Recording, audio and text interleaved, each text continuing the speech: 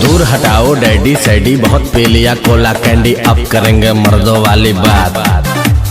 खूब पियेंगे beer share, साथ में लेके सेक्सी डियर, पार्टी चलेगी सारी रात। अरे व्यास अपने अंदाज में बोला। दूर हटाओ डैडी सैडी, बहुत पी लिया कोला कैंडी, अब करेंगे मर्दों वाली बात। खूब पियेंगे बियर सियर, साथ में लेके सेक्सी डियर, पार्टी चलेगी सारी रात। लवंडिया लवंडिया लवंडिया लंदन से लाएंगे, रात भर डीजे बजाएंगे। लवंडिया लंदन से लाएंगे, रात भर डीजे बजाएंगे।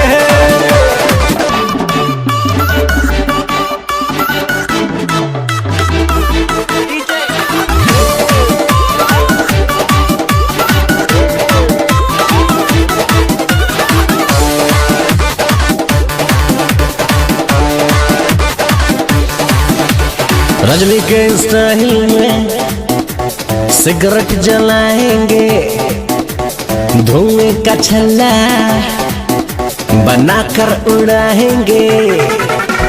रजनी के स्टाइल में सिगरेट जलाएंगे, धुएं का छल्ला बनाकर उड़ाएंगे।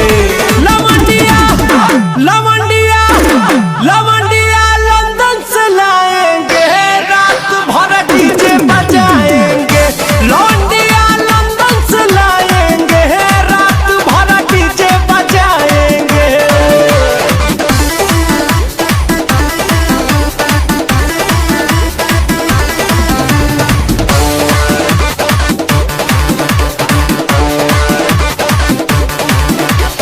अंग्रेजी बेबी को देसी पिलाएंगे, भोजपुरिया गानों पे ठुमका लगाएंगे।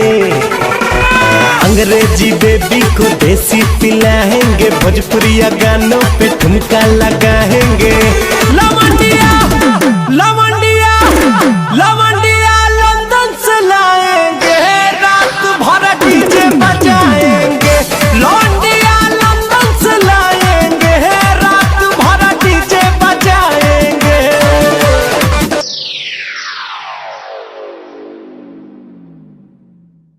लवंडिया लवंडिया